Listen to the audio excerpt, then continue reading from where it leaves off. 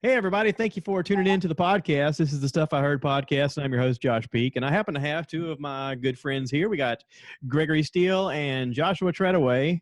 Hi, guys. What's up? They've been on the podcast a bunch of times. I'm sure you guys are aware of them. Josh Treadaway just happens to be awaiting COVID to be over so he can go back to work. He's anxiously biting at the bit. And Greg has been working in the thick of it down in Albany, Georgia. And so, anyway, we're good buddies. So we just wanted to hang out and do a podcast and whatnot. And so, I'm glad you guys. Yeah, I was Josh Peak here and Treadaway both did a podcast together. When was it? I mean, it's your last Wednesday. one, right? Wednesday. Yeah, Wednesday. So this morning at work, like I have to work on the computer, and I was listening to it, and I was like, "Man, those dudes are having fun." I was like, "I need to be a part of that." so I called and said, "Could we do a podcast today?" So I appreciate you guys joining. Yeah, man. So because I wanted to be part of the foolishness, you know what I'm saying? I don't even remember what we talked about. I got nothing going on right now at all, so I was all up for another one if need be.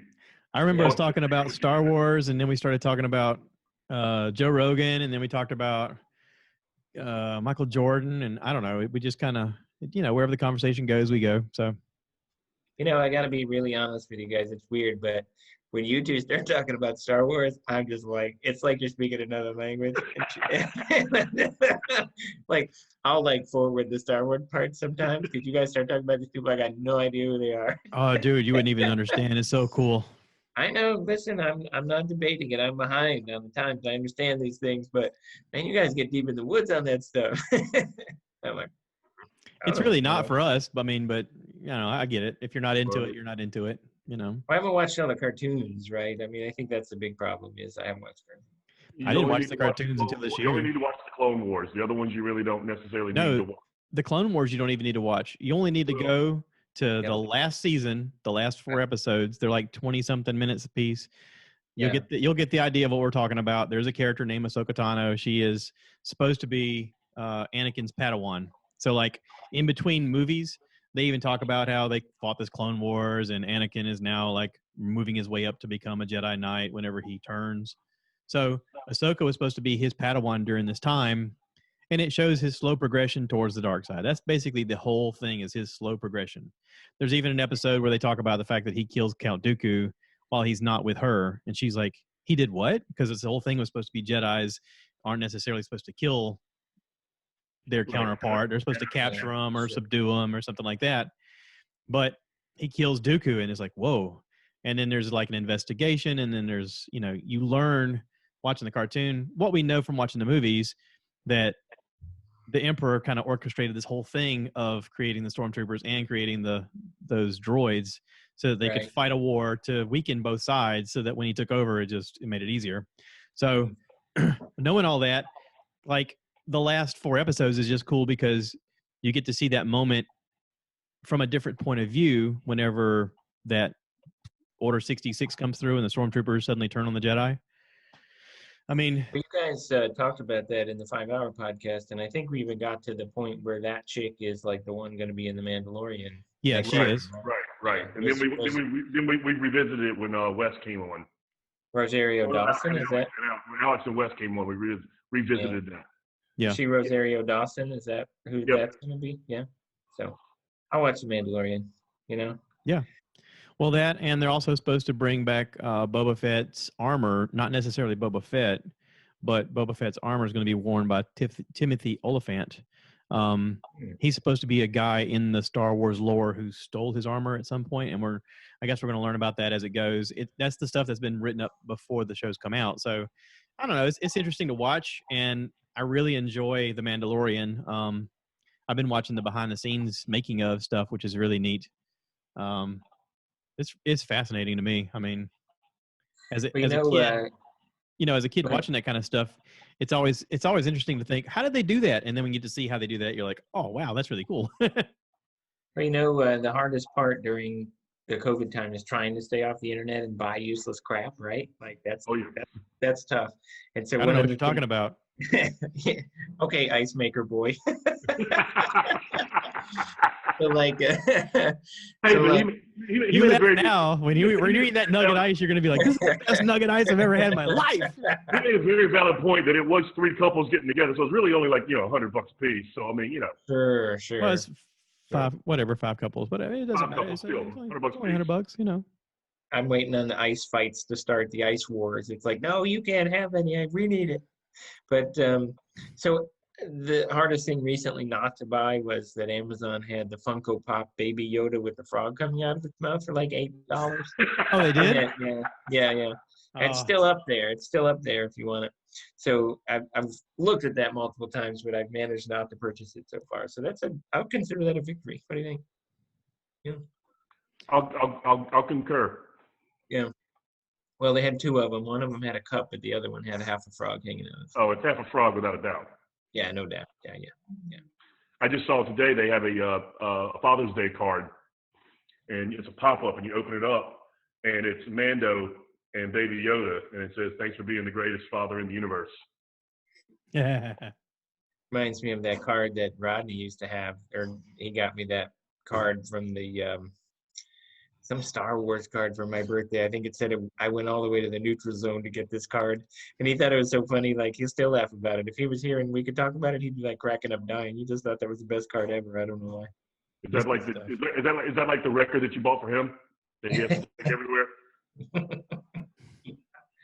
Well, he's also the one who mailed me that T-shirt he bought me at the Asian Day Parade in New York. I Eat Rice. Yeah, it's one of my favorites. I like that.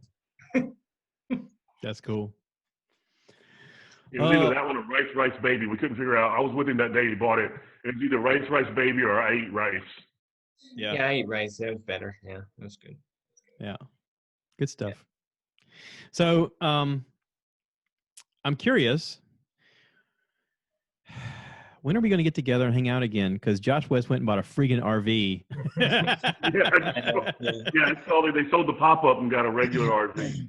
It's a nice looking RV too. I was like, whoa. I wasn't sure, like, if that was like, I don't know, supposed to be for us or something. It always reminds me of that thing. Is like, you want to go camping? I'm like, no. No, who wants to go camping? But that is a good point. I've wanted us to get back together for a pretty good while too. COVID's kind of messed things up. Of course, it's been 5 years anyway. So I guess COVID has been 4 months. So I guess we can't really say that's the cause. But we do need to get back together. We had a good time. It's fun. Well, I mean, we got back together at the lake last year. We did Atlanta this past January. Atlanta was cool. Yeah. Only a night, but it was a great time. I mean, we do have Bert's comedy show in August, assuming Treadaway can make it. Oh yeah, that's right. That's Charlotte, like right? As long as I'm back at my job before then, and I can, because I don't have that concert there. Like I said, I remember that concert actually got moved to next year, so it shouldn't be a problem. I just got to get back to work and talk to my boss. I haven't even talked to anyone in like 2 weeks. Yeah, I love this new job. By the way, I need to take some time off. Yeah, that's right. See ya. I know I've been on hiatus for the last 3 months, but right. But all the fun stuff was canceled, right? Yeah, so, yeah. I now have stuff I really want to do. Yeah, that's right. I told them when I got hired that I had a concert coming up at the end of July that I was going to need a weekend off, if not a little bit more, and they said that's fine. So I'll just say, hey, it got my plans got moved to the end of August. That's it. You say that word. My plans got moved. That's all I'm going to say. My plans got moved to the end of August, and that's all I'm going to say. There you go. Well, I guess everything's getting pushed. We just found out recently our Black Crows show, which at the end of June got pushed and now to 2021. Who knows when the heck that's going to happen? That's hard to handle.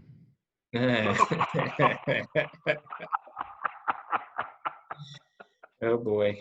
And on that note, and you've not had any drinks yet, gentlemen. Well, I was going to say, since we're both going, maybe it's twice as hard. I'm not sure. Oh, that's right. That's right. Way to go, everybody. Toast up on that one.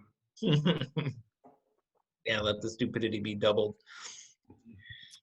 Well, whatever. It'll be fun. So we were talking about this kind of before starting the podcast, so I guess we can talk about it because I see you two are cracking beers, and so I'm still on the wagon.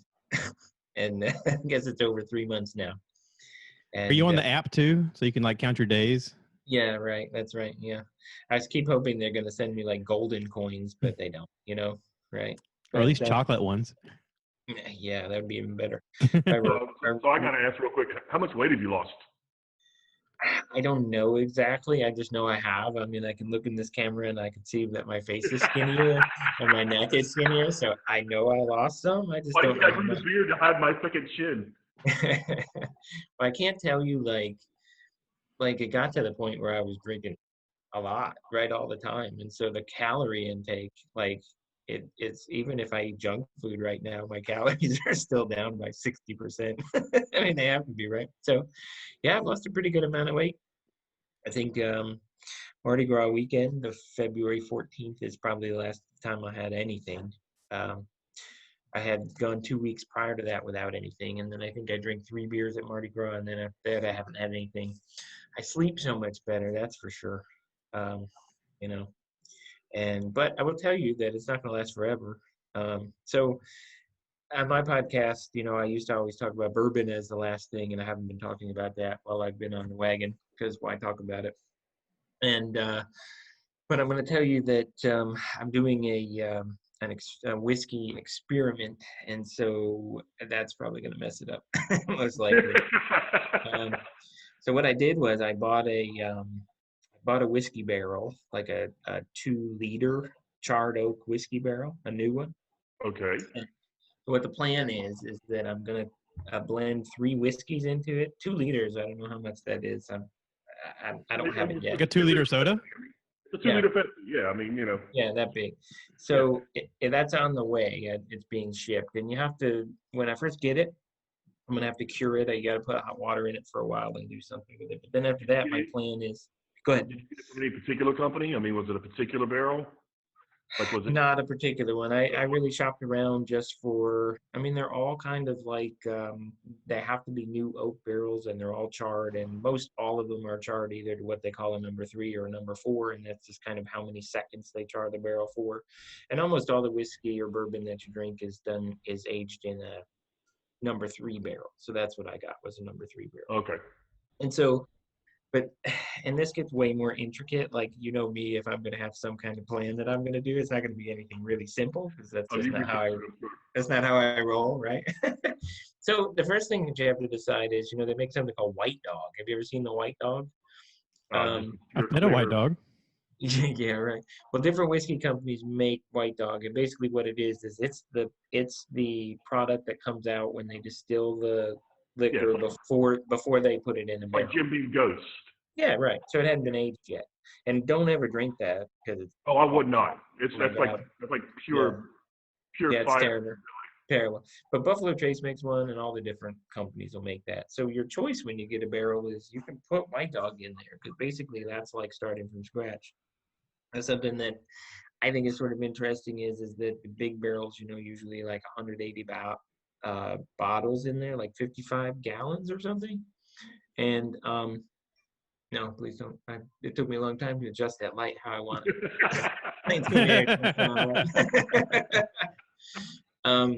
And so, but when you use a smaller barrel, it gets more contact with the wood on a regular basis, and so you don't have to age it nearly as long. Like, as a matter of fact, if you try to put White Dog in a barrel and you do it for more like 6 months, they say it gets so oaky that you just can't drink it anymore. So they basically are just saying that the White Dog experiment just doesn't really work. So the other option that you have is you can just put already done bourbon in there and you can get more oak flavor in it. And the other thing you can do is blend different ones. And so I'm going to blend 3 different bottles in mine. I'm going to do Buffalo Trace, Weller Special Reserve, and Old Grandad 114. And I'm going to mix them together in there. And so the other thing they said is higher proof will get more quickly the flavoring more. Yeah. So those are like 90 proofs, but then the Old Granddad's a little higher proof, and you lose the Angel Share and all that stuff. But anyway, the point is I'm going to do a honey finish. So the other thing is my wife's boss, he does honey, and he has like this award-winning honey or whatever.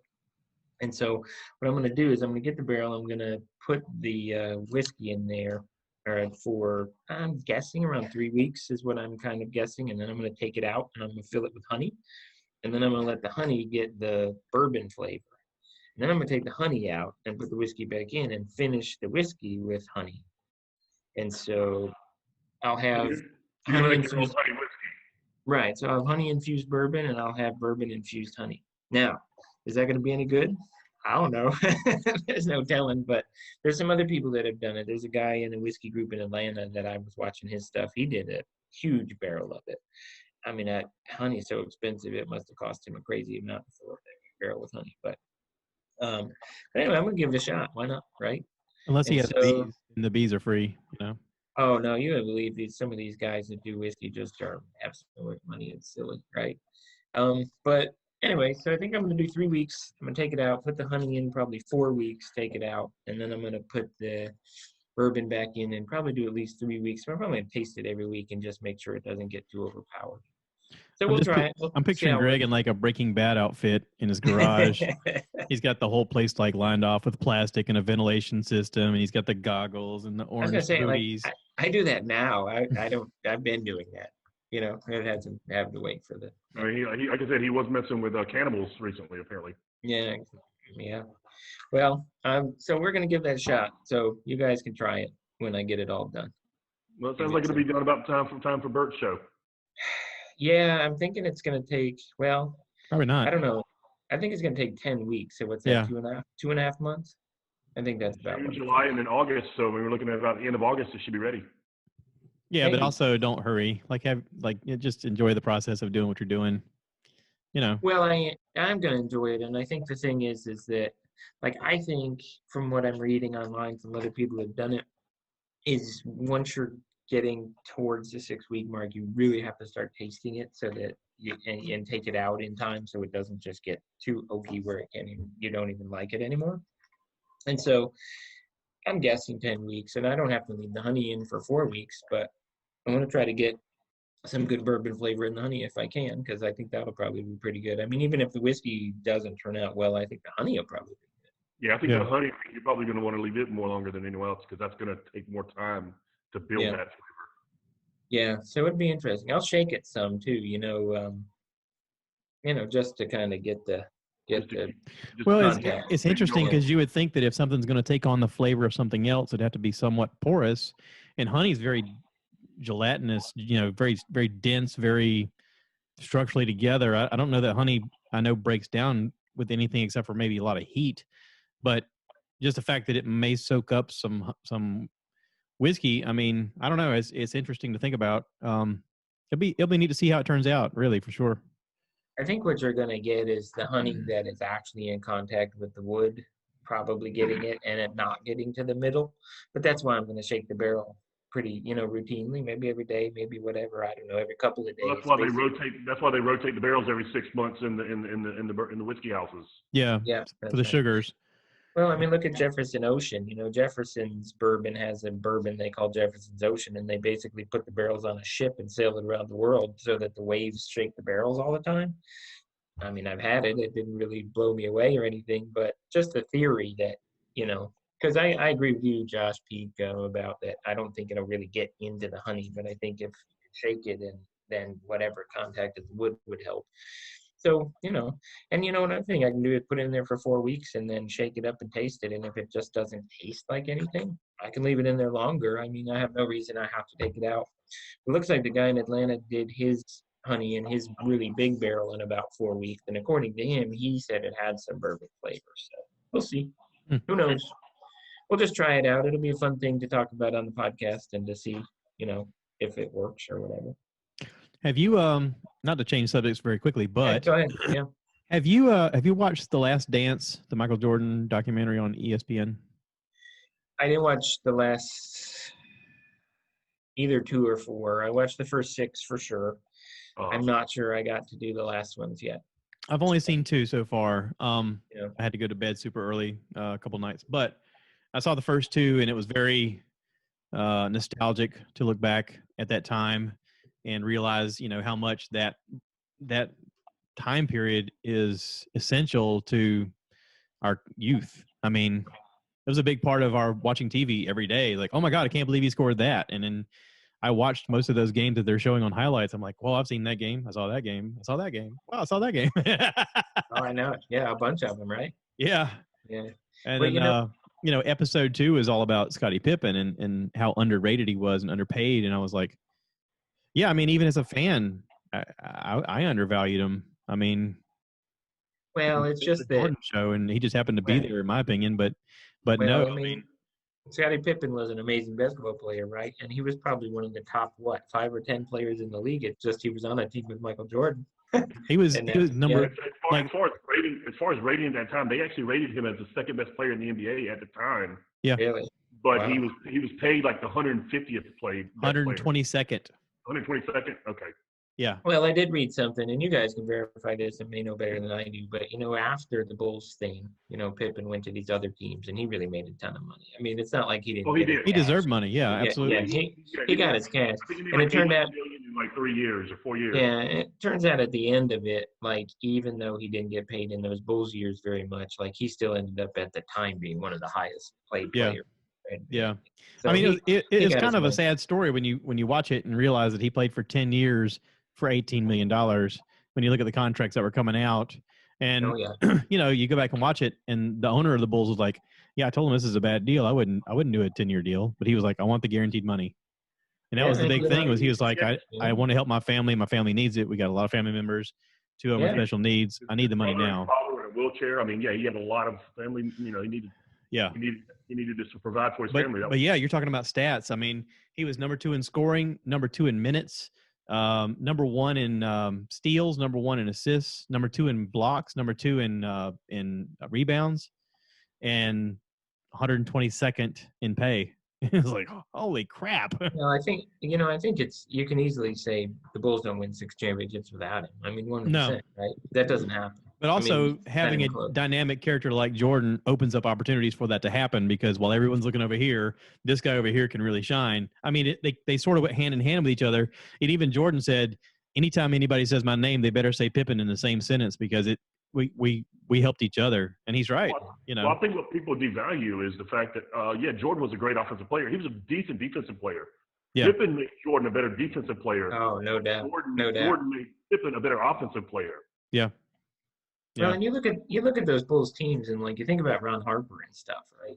Like you think, oh, Ron Harper, who was Ron Harper? Well, Ron Harper was a beast defensively. He'd take the other team's best player and just shut him down completely, right? So got Jordan and Pippen running around on your end scoring, and their best player isn't scoring because Ron Harper's so crazy, But I wonder how much of it was also akin to the fact that you had the best player on the court who everybody couldn't keep their eye off of. Oh, and so it's sort of the distraction. Like I said, everyone's looking over here. Meanwhile, these other guys can just flourish because they're like, yeah, keep worrying about him. I'm still a decent player, and I'll still take you to the house. Well, look at the contract Horace Grant got from Orlando.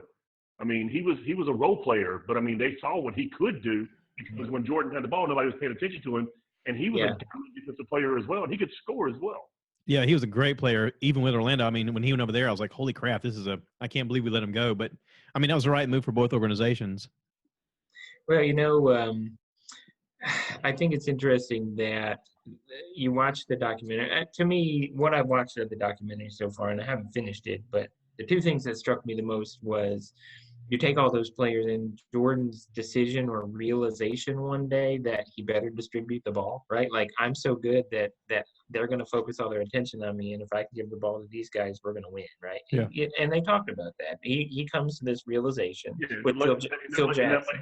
In that Lakers, he passed the ball to Paxson, and that was when his first kind of like, okay. Yeah. I'm not that far yet. So Phil Jackson, I think, had a lot to do with that. So he comes to that realization. Then the other thing, and I didn't know this, like a lot of stuff, because it was our time, I know a lot of it. I did not recall or did not know about Dennis Rodman. Like, and it's about like where all those people that ended up on his teams and winning those championships were players on other teams that he used to hate, right? Like I didn't realize Rodman was on the Pistons before he came over to the Bulls. Oh God, that's where he started. I know that now, right? But I didn't remember that. He was part of those bad boys. I mean, they roughed everybody up. Oh, I know it. Yeah. When he went to San Antonio and became the Worm, he was the man in Detroit. Yeah, no, I know. Bill Laimbeer taught him, use your body, throw them around, hurt them, make them not want to come in here anymore. And he's like, okay. The other thing to me is bringing all that stuff up, and then you have all these people that are young and don't know any better and talk about how anyone else is a better player. And like, put Jordan in any team today in his prime with the rules now where you can't basically touch an offensive player. He scores 100. He would destroy the league. Yeah, no doubt. Yeah. Well, like and the biggest thing that Yeah. I don't think anybody's ever talked about is the fact that his decision making on when to go, like a lot of guys will wait and they'll pick their moments. And Jordan had moments of that, but then immediately he could just switch and go right at the basket, whether it was a turnaround J or going to dunk it on you. You didn't know when it was going to happen, but it was so quick that nobody could stop it. I mean, and when he left in the air, even the best players were thinking somebody should guard that. Oh crap, it's me. Yeah, right. Well, and like as you get deeper into the series, Mr. Peak, you will appreciate that even more because they go into more in depth about exactly what you're just kind of talking about. How like he can take a situation and say, okay, it's 28 seconds, you're down by 4. Instead of going for the 3, he just goes straight to the basket, lays down the 2, comes down, hopefully plays defense, and then comes up and hits the game winner or whatever. I mean, his want to win was as much as anything else his driving force. Yeah. Well, he had killer instinct, right? Like, because like mama. if you want to take an argument about him and LeBron, because I think LeBron physically is more talented than he is, right? I mean, but he's bigger, he's stronger. Yeah, but the problem is like LeBron completely and totally lacks the killer instinct Jordan had, right? Like LeBron doesn't want the ball in his hands at the end, and Jordan's like, the ball's gonna be in my hands at the end because he's gonna kill you. Like, Jordan's a killer, man, and LeBron doesn't have that. And I'm not saying that's terrible, and he's not a great player. No, I mean, you can't compare. He's a facilitator. He will score if he needs to, but he's a facilitator. He'd rather pass you the ball. He's a Magic Johnson versus a Kobe Bryant. Yeah, I agree. Yeah. I don't like the comparisons of Michael and LeBron. Michael and Kobe, yes. That's the closest we've ever seen to Michael, and it's probably going to be the closest we ever see to Michael. Yeah, and there's probably LeBron, there's a better comparison maybe to Magic. You know what I mean? Yeah. But I don't think you can say, I don't know. And the unfortunate thing is people that didn't watch Jordan don't know it, right? Because you just could see him flip a light switch, and it was like, okay, it's over. Jordan's going to win now, right? And he's just going to do it. Like, it's not a question. Have either of you gotten to the part about the dream team yet? I have not gotten there yet. Okay, Greg, exactly what you just spoke about. Yeah, it will go into detail about it. So when you get to, I won't say anything more about the Last Dance until you guys see the rest of it. Just know that the final 4 that you're talking about, Greg, that you haven't seen, and Josh, you said you've only seen 1 or 2. I was mesmerized. I pulled out my popcorn every single Sunday night at 8:45 because I didn't want to even miss the beginning. I watched the end of last week's just to make sure that I was ready to kind of know exactly where I was at to float into. Like last Sunday, they did this Lance Armstrong thing, and I almost cried because I missed the Last Dance. Yeah. Hey, so if you guys don't mind me kind of switching the subject up a little bit. Go ahead. You guys watch Schitt's Creek?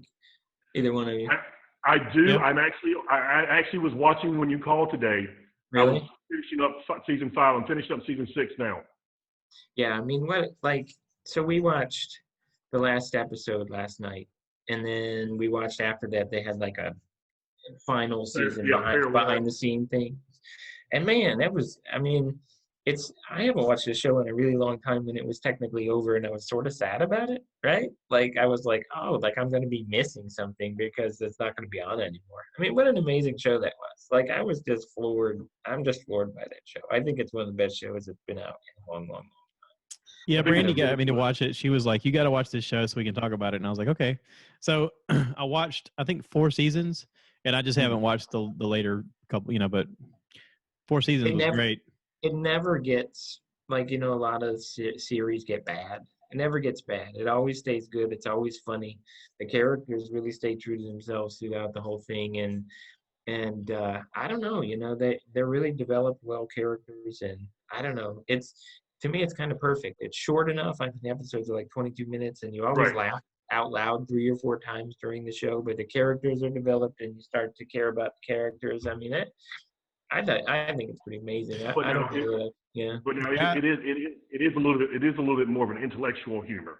Yeah, the guy that plays David, Eugene Levy's son, he was on Whitney Cummings' first podcast, Good for You, and he talked a lot about how he basically came up with the idea for the show, and he was talking to his dad about it, and he goes, "This is genius," and he's like, "I wrote a part for you." He goes, "Really?" And so he's like, "Would you be on it?" And he was like, "Well, of course, this is great." And so they just kind of assembled it together, and it was interesting because it was the first interview I've heard with him outside of the show. I don't have regular TV, so I mean, I kind of consume things as they come to me. And I was a Whitney Cummings fan, so when she started her podcast, I was like, I'll check it out and see what it's like. And I think I actually critiqued that show, and I was like, yeah, I don't get it, man. She does this Valley Girl speak the whole time with him, and he's effeminate also, so it's this weird Valley Girlish talk back and forth between the two of them, where at the end of every sentence they go up like this, and I was like, oh my God, please stop that.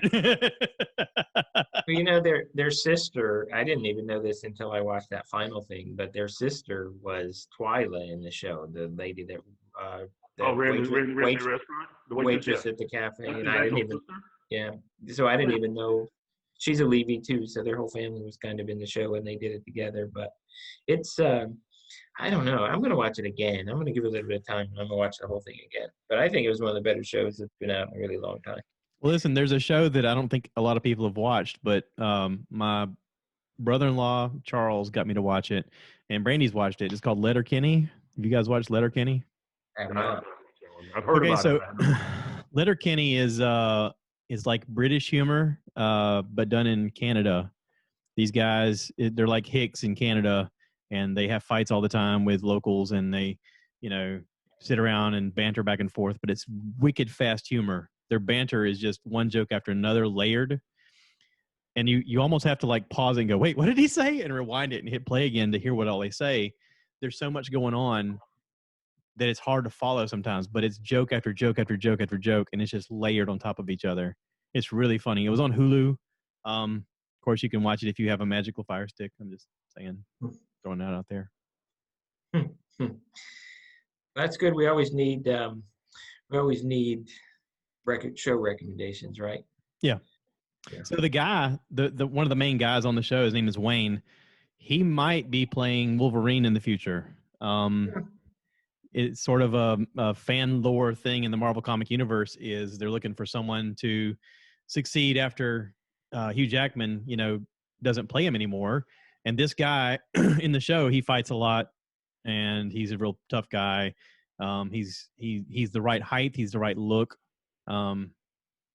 He's got smart alecky comments and just the right way of saying him that he matches what Wolverine would be in the comics. And so this guy might actually end up playing him in some point. So anyway, it's a really cool show. I highly encourage checking it out. Like I said, it's on Hulu, but you can watch it other ways, and it's really funny. There's actually a few shows coming out that I'm sort of interested in, and that's pretty unusual, right? But I mean, they're going to bring a Lord of the Rings thing out, right? I'm interested in that, a show. It's coming to Amazon, I believe. And then somebody's doing a Jack Reacher show, and I don't know if you guys ever know about or read any of his stuff. But the movies that they did with Jack Reacher had Tom Cruise in them, and Tom Cruise is like this short, skinny guy, right? And in the book, Jack Reacher is this really huge, 6'5". His hands are huge. He's not necessarily the most attractive guy. They're really doing a good job at finding a person who fits that, and so I'm kind of excited to watch that. I like both of the movies that came out. I never read the books, but I heard the books are really great. They are. Oh, I've read quite a few of them. They're great books, but Tom Cruise, and it's not that Tom Cruise even did a bad job in the movies. The movies are fine. It's just he's not the character that you read. He doesn't fit it at all. So, see, you just need to stop reading. I know. Well, yeah, that's bad. That's pretty bad. You don't even want to know. Like when I listened to your podcast, Josh, you said something along the lines of. If you had told me when I was younger that I would be interested in this, I would have told you I'm crazy. And that's how I am now. Like now I'll be like, maybe I could listen to NPR for a little while, and then I'm going to kill me. I'm actually reading a book right now called gosh, what is it called? It's like maybe called The Age of Entitlements or something like that. Like I'm just like reading and I'm like, what's wrong with you? Like there's something wrong with me, right? I'm reading crap like that.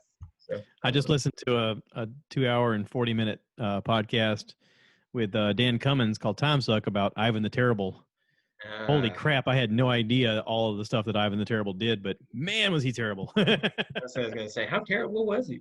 Well, the terrible didn't actually mean terrible then. It was supposed to translate into awesome, but through translation it became terrible, and it actually fit his lifestyle because of the things that he did. It was really, really bad. Oh, what a horrible guy.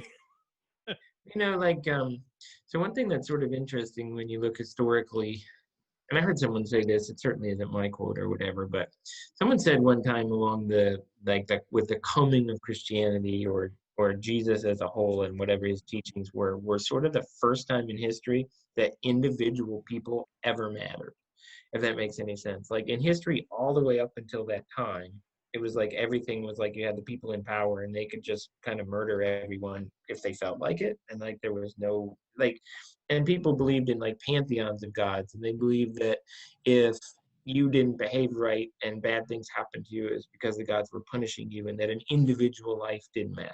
And so it was the first time that in history when all of a sudden someone says, hey, you know what? Maybe an individual soul makes a difference or matters or something like that. So it's just kind of interesting when you look at someone like Ivan the Terrible or all the people in history that just murdered everyone and did this. It's just kind of like how it was. Like there was no belief system that it mattered if you were just some commoner that you just got killed. Actually, fun fact, he was a Christian. He really? he wanted Moscow to be the next Constantinople. Like he envisioned that as the next Rome, and he wanted to, make their Orthodox Christianity everyone's faith, and they constantly fought off Muslims and the Huns, and but the things he did was really horrific, really bad.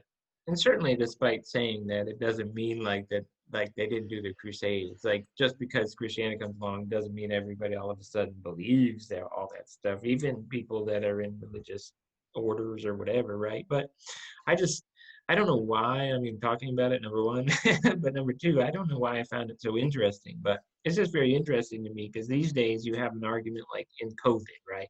Like the big argument right now with COVID is it more important that we have an economy or we have this or we have that, or is one individual life important? I think the big argument right now is that it's like the difference between a moral policy and between what a government policy should be, because government's policy has to balance things, right? It has to balance, we need an economy, but we also don't want a bunch of people to die, but we understand that opening the economy will mean more cases of COVID and some people will probably die. So what do those numbers look like? Which one is worth more as compared to the moral argument, which is just like we never should reopen ever, because if we do, one person might die and one life is so important, right? So I don't know. That's the interesting thing to me about all this reopening stuff with COVID is you got Cuomo up in New York, and his argument constantly is just like, we can't ever reopen. We need to save every single life possible. Where is that really realistic in public policy? Probably not, right?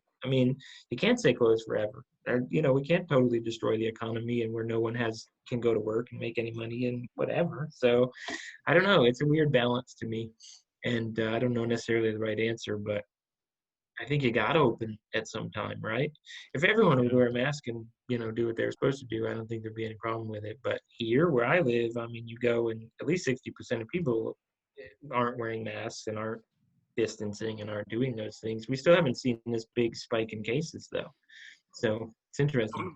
Come to Myrtle. We just had Memorial Day. You want to see the mask and people not freaking spacing. Yeah.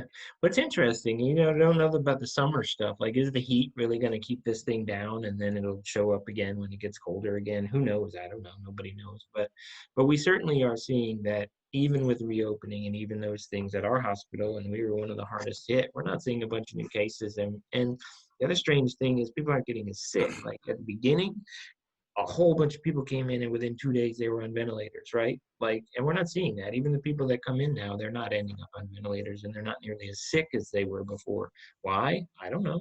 I mean, we're not doing anything different. You know what I'm saying? Possibly antibodies. I don't know. I mean, I don't know.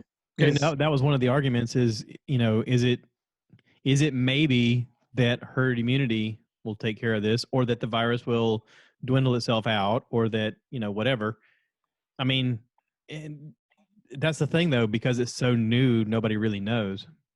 Well, and I think when you look at some of the studies, you're seeing that in New York specifically, it's like one of the few places where they've kind of done some widespread public antibody testing. And they were kind of finding out maybe 21% of people were positive for antibodies, meaning a whole bunch more people actually had this than we knew had it, and that they didn't have any symptoms and weren't really sick, right? And so, back then you were saying, oh gosh, the death rate is 3 to 4%. And then once you find out that 21% of people might have had it, maybe the death rate's only like 0.6%. Yeah. But the problem with the antibodies is that we know people are developing antibodies, but what you said, we don't know enough, because we don't know right now. Sometimes you have antibodies and it gives you lifelong immunity, and then sometimes you have it and it gives you short-term immunity, and sometimes it's partial immunity. And because they were saying, oh, well, what we're going to do is, well, antibody test everyone. If you have antibodies, we're going to give you a certificate. You're going to be allowed to do whatever you want. Well, that doesn't work, because we don't know what antibodies mean, right? We have no idea that means that you're good. Plus it's a virus which doesn't stay stagnant. It constantly mutates, Certainly can. Yeah. I heard a podcast, I forget who it was with, but this doctor was saying that there's a prison they studied in Ohio where 98% of the population was asymptomatic. Mm-hmm. Sure. And they were but they're, because they lived in such filth and squalor and, with so much bacteria around them all the time, that they had built up enough antibodies or immunities or whatever to the virus that they were like, yeah, we got it, but nobody had any symptoms, but 98% of them had it. It was like, yeah. Wow. Well, prisons are bad places. Like, we have a lot of prisoners that have it, right? Because it's like anywhere where you're going to stuff a whole bunch of people in a little space, that's like ground zero for this stuff. This stuff, like, yeah, I like that. Yeah, but they were asymptomatic, so they. Sure. Yeah, I think a bunch more people have actually had it with no symptoms than we realize, because we still don't have widespread antibody testing. Yeah. I did get antibody tested and was negative, which just shocked me to no end. Like, I was amazed, because there's no reason I should have been negative, right? I was exposed to so many people. Did you come home and you just walk like this all the time? The thing is I wasn't even going to get the test, because I was like, well, even if I'm positive, I don't know what that means. I wasn't going to do it. But then one day I got weak and I was like, they're offering it for free. I might as well go do it, right? But, I was negative. I was exposed to at least 7 of the first patients we had here with no protection, because we didn't know it back then. And those were the really sick people that were on the vent and all died and stuff, right? So I was exposed to all those people. I was thinking, God, I must have had it by now, and I didn't. It's weird. I don't know. Now, when you got the test, did you get the blood, or was it the one they put the Q-tip in your brain and tickle it? So the Q-tip in your brain test is the one that's testing for you shedding the virus. That's the PCR test. So that's looking to see, do you have COVID right now? I got the blood test. The blood test is looking for the antibodies. So if you have COVID, you will develop antibodies you can find in the blood. But the nasal swab, is looking at, are you currently shedding the coronavirus? And the interesting thing about the nasal swab, and I don't know if you guys care about this, but we have some people that are testing positive on those nasal swabs, like for 6 weeks after they're diagnosed. Like, and you're like, oh my God, these people. But the interesting thing is that's a test. It's called a PCR test. Very sensitive. Sensitive meaning it finds it, not very specific, meaning that just because you find it doesn't mean it's really causing you any problems, right? So the thing is it even picks up dead virus, right? So they're saying that you could be still testing positive, but you could, it could be dead. Oh, wow. Yeah. So like those people that they're kind of saying now that those people that keep testing positive for 6 or 7 weeks, it's not like they have live virus continuously, but PCR fixes everything. So. Now, I had a quick question for you, Greg. I was watching The Daily Show, and they were talking about. Did you hear about the fact that Georgia, apparently there was some error in some of their fact finding, and when they reopened, it looked like there was a scale down, but yet the dates weren't in order, and sometimes even the counties weren't in order, and they said that it was a computer error in the data tracking. But actually, there were spikes in Georgia. They just had them. It looked like it wasn't according to the graph, because the data entered was wrong. The only thing I can really reliably tell you is where I am, because I get a report every single day about cases and tests and stuff, right? And so after we reopened here, even with everything, we had about a spike of about 10 cases. 10 cases is nothing compared to what we've been facing. And again, those people weren't super sick and stuff. And so at least here, we have not seen some huge spike. It's not a huge spike. Right. Well, I think the thing that needs to be understood is that if you reopen, and people don't do everything they're supposed to do, 100% of people, because masks are effective if 100% of people wear them, right? And so we know that's not happening. So it's sort of that thing I was talking about where you understand that when you reopen, there's going to be some new cases. There have to be. There's got to be. I mean, it doesn't make sense there's not. The question is will you have a million new cases? Like, because you have to weigh reopening versus keeping the economy closed and keeping everyone out of work, right? I mean, you got people, like, we're incredibly fortunate, and I'm willing to say I'm incredibly fortunate, right? But you got a bunch of people here who are like, because they've been furloughing everything. They've been saying, okay, well, you don't have to pay your rent right now, and you have to pay your car payment right now. I mean, there's guys posting on Facebook and putting up these things like GoFundMe's and stuff, and just basically saying, I owe $4,000. I don't have $4,000. I haven't been working, right? And so, like, you can that can't infinitely happen. Like, at some point, we have to get our economy back moving. You can't have, like, you can't evict and foreclose on 40% of the population when this. Yeah, that was one of the arguments I heard is, do you bankrupt 60% of the population, or do you go back to work for 1% of the population? Right. And if you're young and healthy, I mean, young and healthy people, even if they get this thing, it's not like they're dying. Yeah. And so, the risk is that they take it home to someone. And so I think the thing is that it makes good sense to continue to quarantine the elderly, and it makes sense to quarantine immunosuppressed people and people with comorbid conditions and keep young people away from them, but otherwise get young people to work. Yeah. I mean, kids aren't really getting this thing. And so, unfortunately, it's like inside you want to be like, I don't want one person who doesn't have to die to die, and we know we feel that way, right? Right, 100%. But I mean, people die every day. I mean, the only possible way to keep no one from dying is just to stay quarantined forever. But we can't do that because it has other really awful effects. I mean, you're going to have, how many suicides are you going to have if we keep doing this? Like, so I think and the other thing that's interesting is like, we haven't been seeing people come in the hospital or emergency room with heart attacks or strokes, right? Because we told them not to come to the hospital. They're afraid to come to the hospital. So people are dying at home from heart attacks and strokes because they're not getting the medical care they need. And so, and even on top of all of that, if hospitals make their money with surgeries, and all the surgeries have been closed down, so you're going to bankrupt all the hospitals if you can't get back to where you can start doing the things that make them money. And the federal government, even if they give $200 million, like Emory just laid off, what? 1,500 people because the government gave 175 million, but they were 600 million in the hole. That doesn't work, right? So, I mean, you don't want anybody to die, but what we're seeing is in the states that are reopening, yes, there's a little surge in cases, and yes, there's probably going to be some deaths from that, but are those number of deaths, like, preventing those? Does that outweigh? And I would imagine, I would say probably 75% of the people that are going to die are the ones that are not protecting themselves. Well, unfortunately, I think that the people that are going to die are probably in nursing homes. And I mean, like, the thing to me is, if you could protect nursing homes, some states, 66% of the deaths were in nursing homes, right? If you could protect nursing homes in some way, like, you really could cut the deaths in half in the whole country, right? And so, continue to protect those people, continue to protect the elderly, continue to protect the people who are really at risk to die from this thing.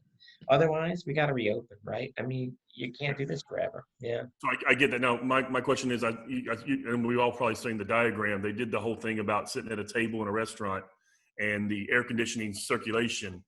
Correct. Well, obviously, you're eating, so you don't have a mask over your mouth. So what's the likelihood that actually could cause someone to, come down with coronavirus if someone's, is it legit? I mean, I think for sure, right? I mean, I think that again, it comes back to the fact that if you're going to reopen restaurants, even if you're going to distance tables and do these kind of things, are some people going to get it? Yeah, right? I mean, we just, like, that's the thing is that if you really want to be intelligent about this, and I think if there's one big flaw in the whole thing that's been going on with our representatives from the state of Georgia all the way up to the White House and whatever, nobody's really been honest with people. Like, this kind of conversation, don't you think this kind of conversation I'm currently having should have been a conversation that the people in the White House should have just said to people, hey, look, this is what we're balancing. Like that's never happened. Like, shouldn't we tell people what we're balancing? And shouldn't, you know what I mean? You know what I mean? I mean, it's like we're just going to tell people it's going to go away. It's just going to. yeah, right. Like, we're not being honest with people. I mean, why not be honest with people? Why not, like, why wouldn't there be a press conference where someone has a chart and it shows like the number of people in an age group that are dying, right? And when you see that all the people that are 20 and 14 are dying, and like the death rates among age groups, like people would understand then that it's not that dangerous for people in those age groups to be in society, and we could reopen. Nobody's showing you that stuff.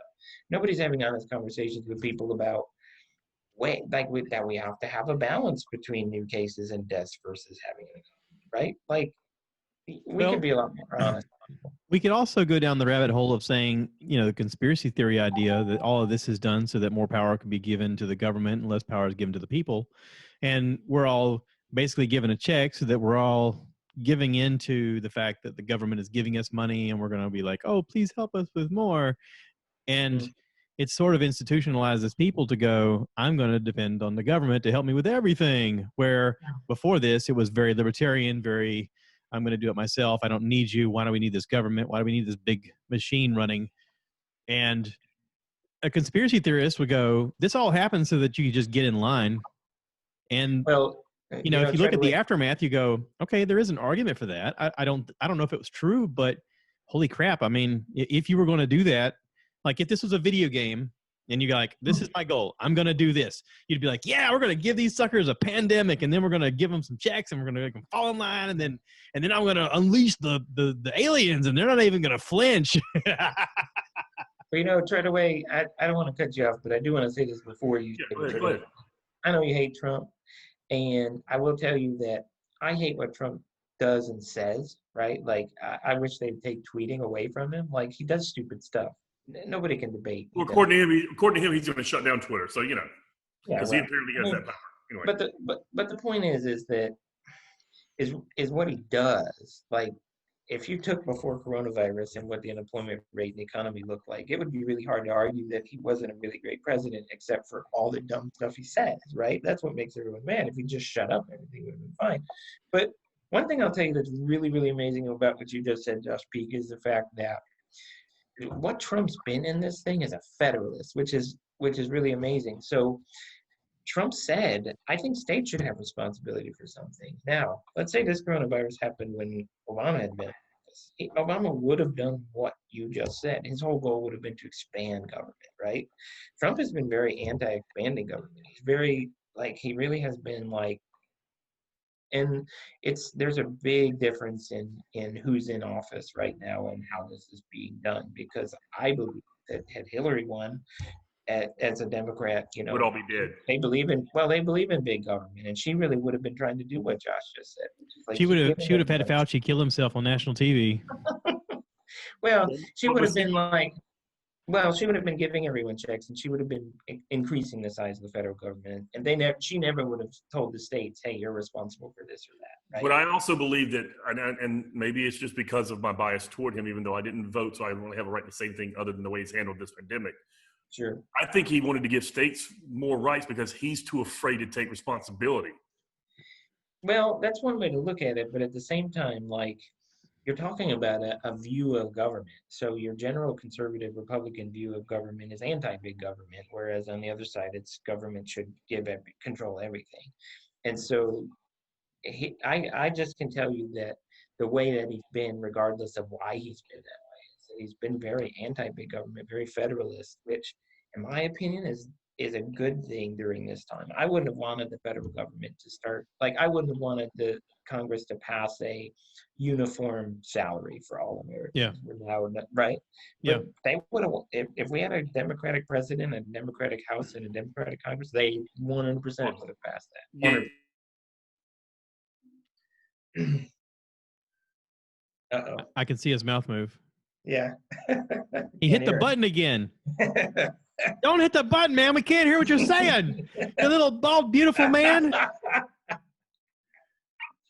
He's so cute. I'm so proud of him. Do what? There you go. Hey, he's back. Yeah. You lost your audio. Yeah, I could still talk, but I couldn't hear you guys at all either. I made jokes. What? I know. I missed the jokes. What were you saying? I was saying that there was a video that was posted, and again, obviously video can be, made to look any way it wants to look. But apparently there was the basis of the CARES Act that was implemented as of January 1st of last year. This whole thing was somewhat possibly planned, but was, I believe, released earlier than they expected. When you said CARES Act, I immediately thought of Care Bears going, all we need to do is love one another and cheer. When we're done with this, I'll send you guys a copy of the link of the video. But I mean, the guy that did it, he's got it's documents that you can look up. I mean, it's from the White House press, it's from other things, but it literally the CARES Act, the beginning of it, was voted in and initiated in January 1st of 2019. Or January 1st, in January of 2019, not the first, but.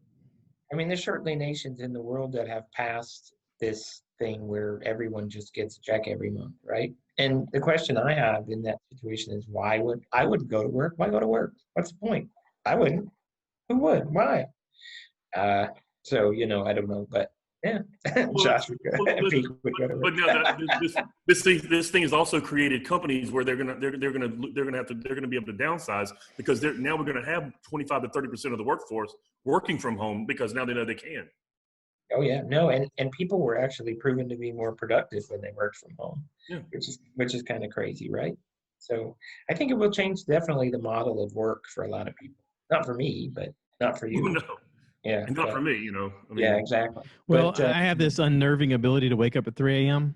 And if I wake up at 3 a.m. and don't go to work, do we really all want that? Because if I'm left to my own devices at 3 a.m., really crazy shit happens around here.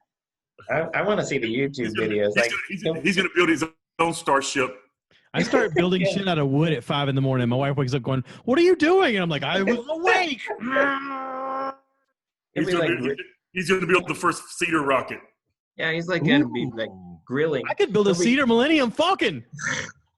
There you go. Yeah, there's what comedy show did I watch recently that you guys recommended, where he was talking about that he got invited to the Star Wars premiere with the full-size Millennium Falcon and he didn't go because of his daughter's. That was God, who was that? Patton Oswalt. Patton Oswalt. Yeah, we watched that the other day. That was pretty funny. That was good. Yeah. I thought it was really funny when he was talking about how he's like, if you told that to my 9-year-old self, and he'd be like, I get to sleep with a girl? That's the whole fun of the joke is misdirection. Like, you're going to go this way, but I'm going to go this way. And you're going to be like, oh, yeah, that was better. That was amazing. Yeah, that was amazingly hilarious. Yeah. Wow. So, Josh, how fun was it to watch the launch? It is postponed till Saturday because of the weather. Oh, was that? I didn't get a chance to. I didn't see anything about it, so I didn't know. Apparently, they had a rainy day, so they're going to do it Saturday.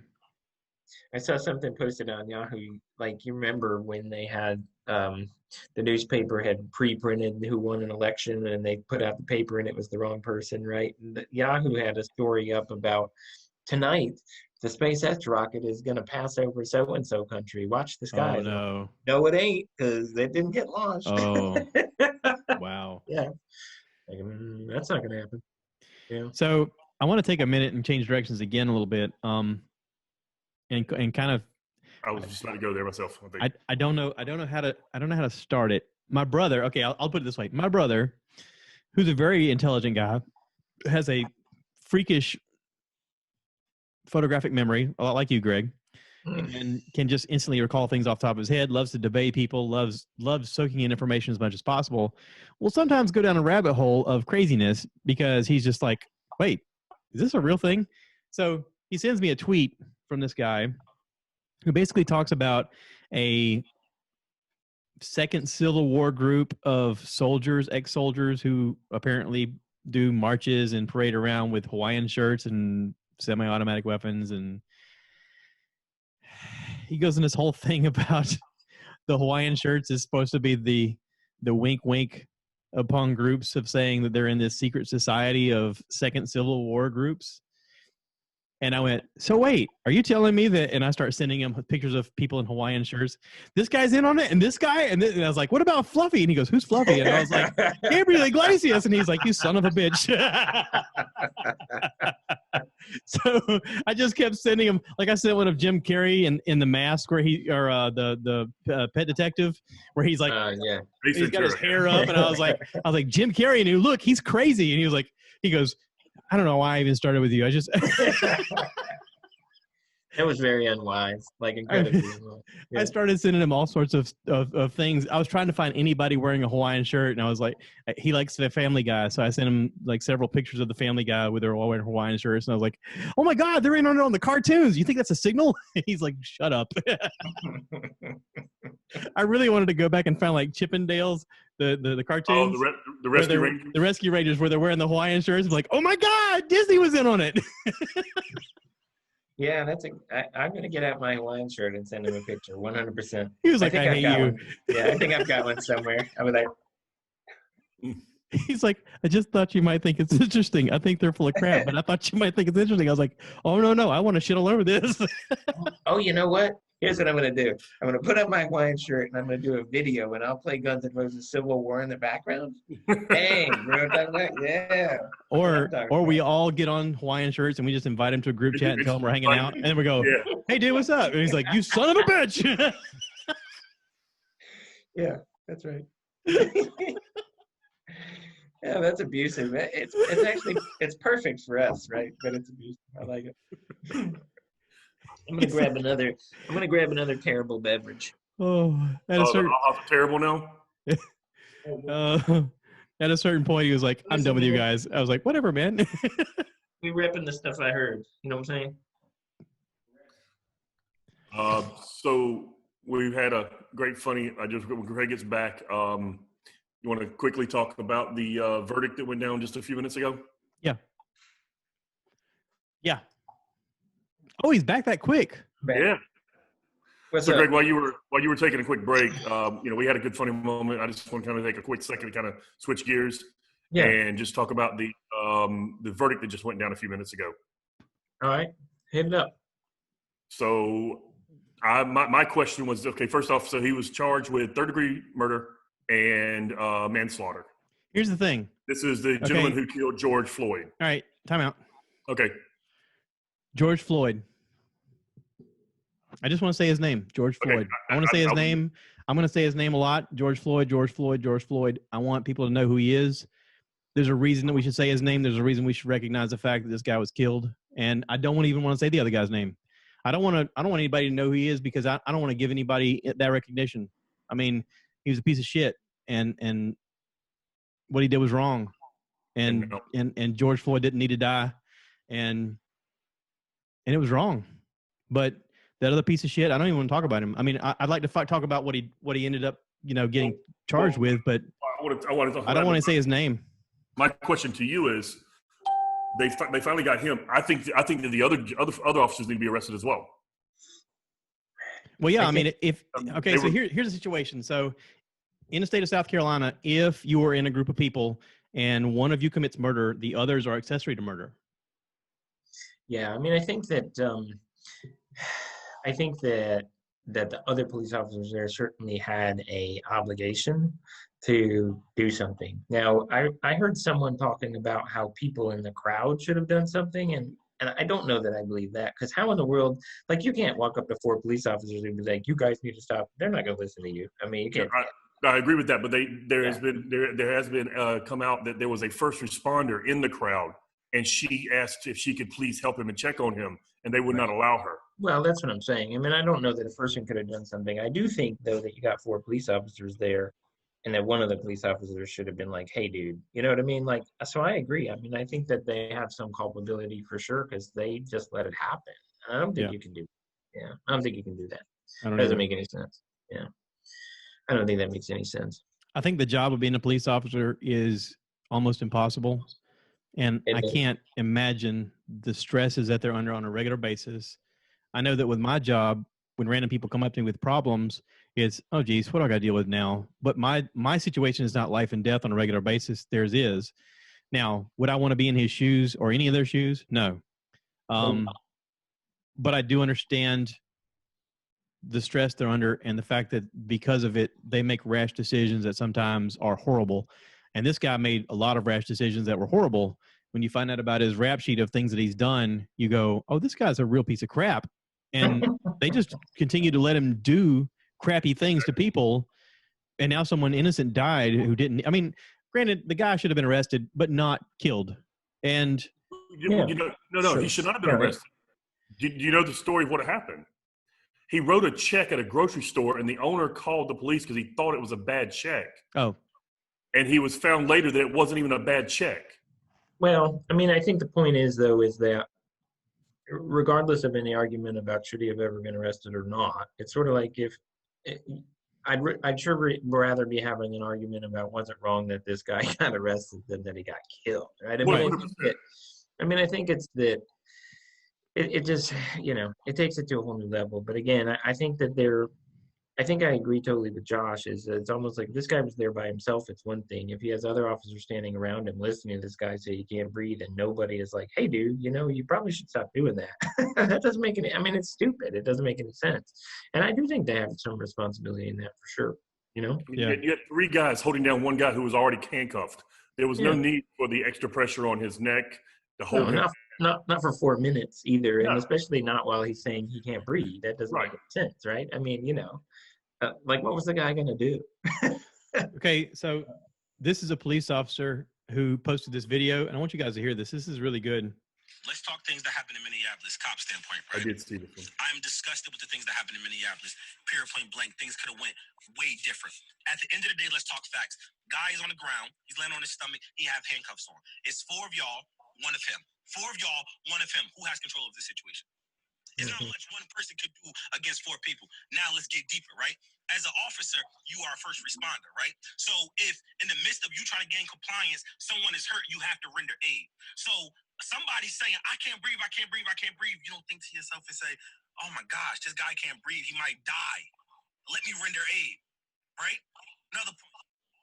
Other officers, if you're going to be an officer that's going to stand there and not help when things go wrong, come on, like you don't see that? That's the reason I got behind this badge, right? Because I want them officers that's afraid to step up, I want to be the one to step up. If I see wrong happening, wrong is not happening in my presence, right? I'm going to check it. And that's period.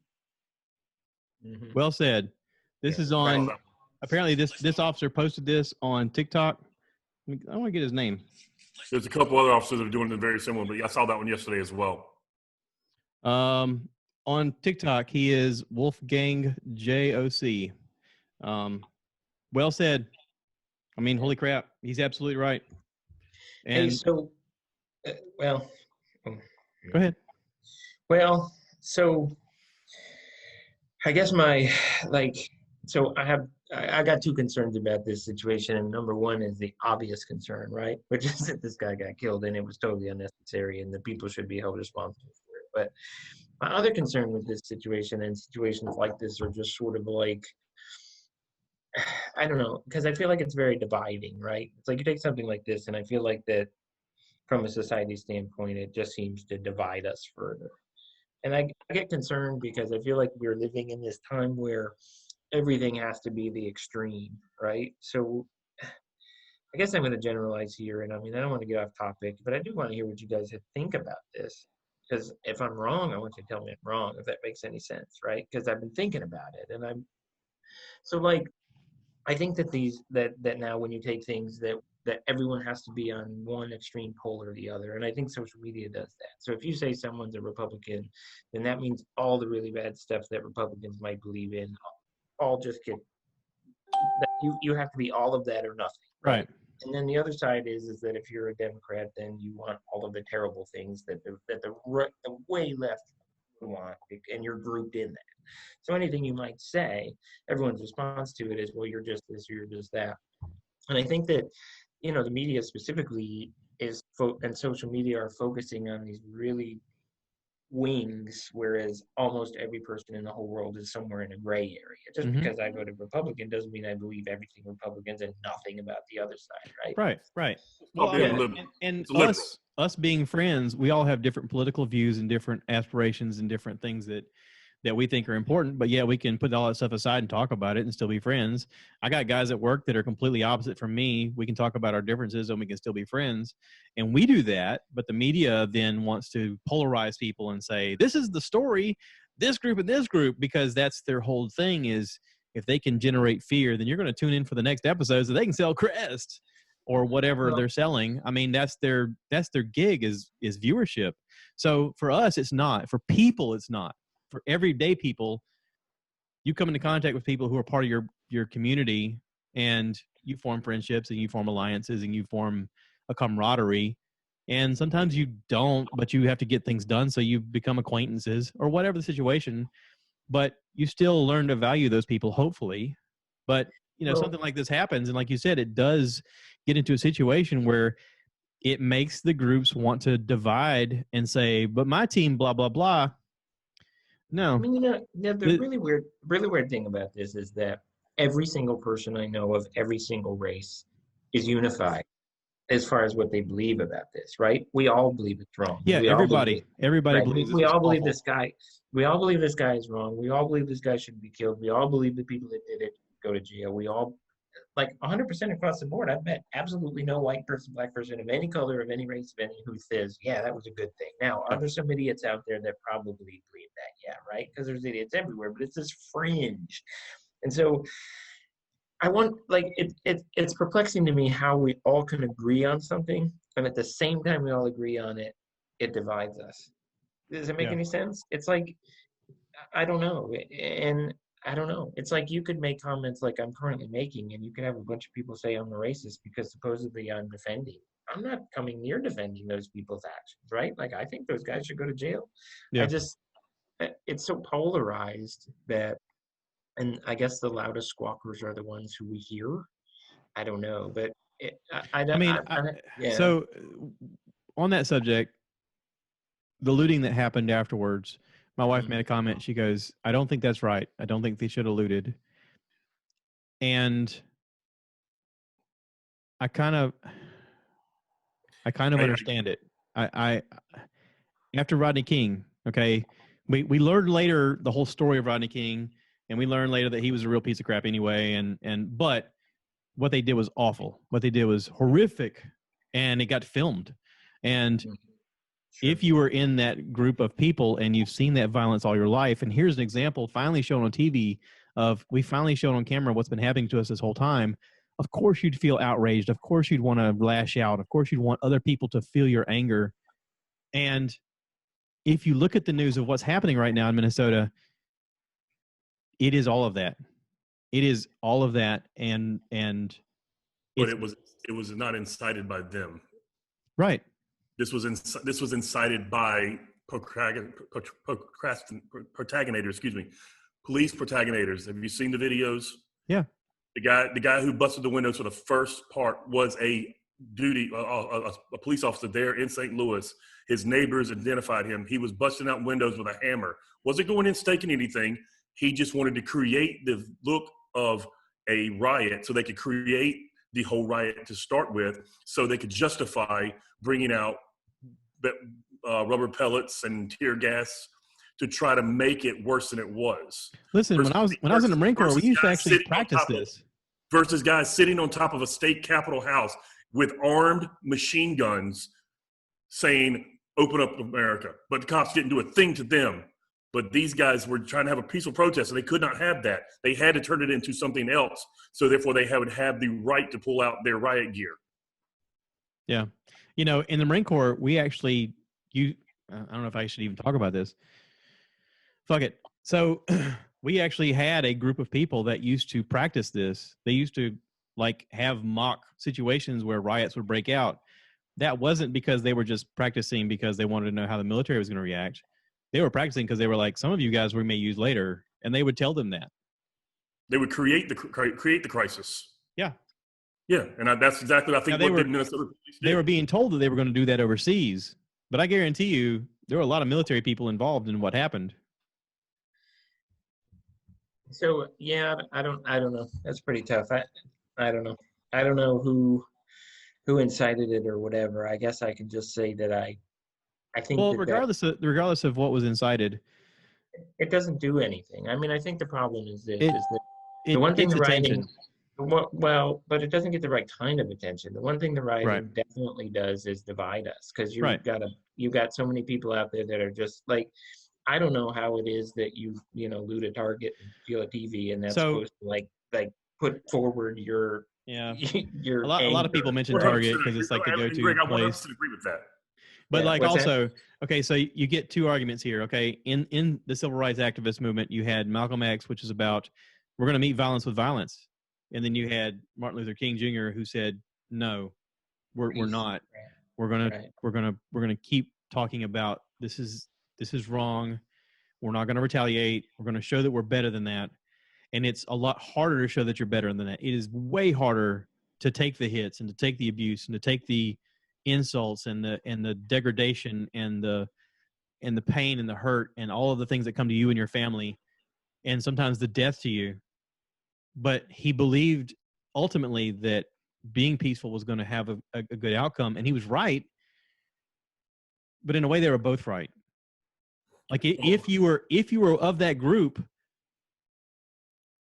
it would be hard not to be on Malcolm X's side. It would be very hard not to be on his side and say, yes, absolutely, I'm sick of this, and I'm sick of you doing this to my family, and I'm sick of this happening to my kids. But man, I mean, I had a friend on Facebook today post, and it was true, and I was trying to figure out how I felt about it. Ironically, even though the looting, I don't understand, you're correct, it was wrong, and it doesn't have anything to do with your cause. Ultimately, that's what caused them to go ahead and arrest this guy, because police precincts were being burned down, stores were being burned. But I mean, I think the thing is that I think it caused this guy to get arrested faster. Faster, right? I'm sorry, faster. Yes, because pardon me, that's what I meant. Correct. Like I think they were like a lot quicker than it would have if it would have not had these riots.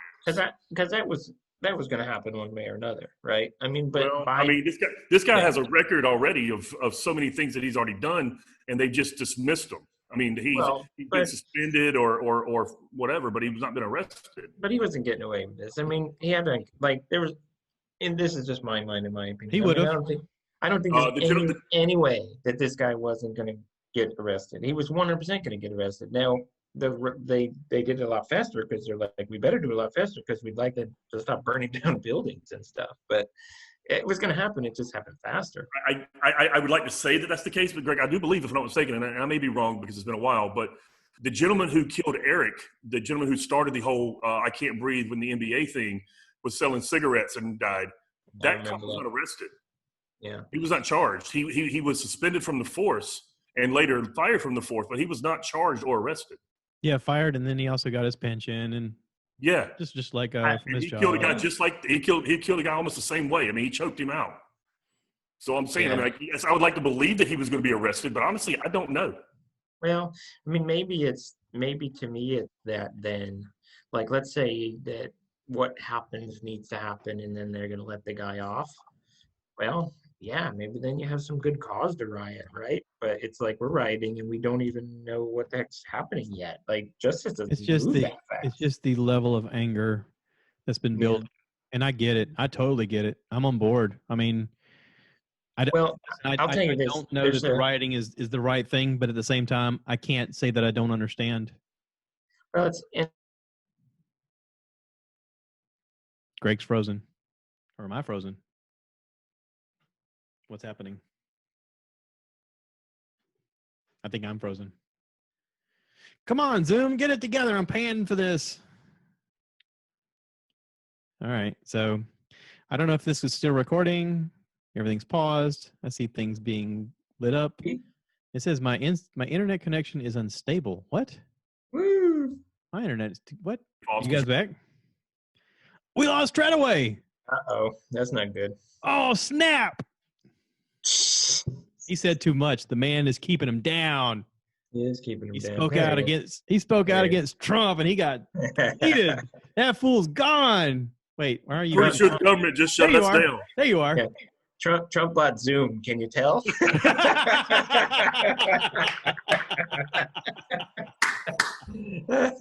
Trump's like, that guy. Get that guy. Yeah, I don't know if you want to post this one, Josh. You might lose your podcast. No, it's fine. This one won't get monetized. No, this is what people tune in for. Yeah, right.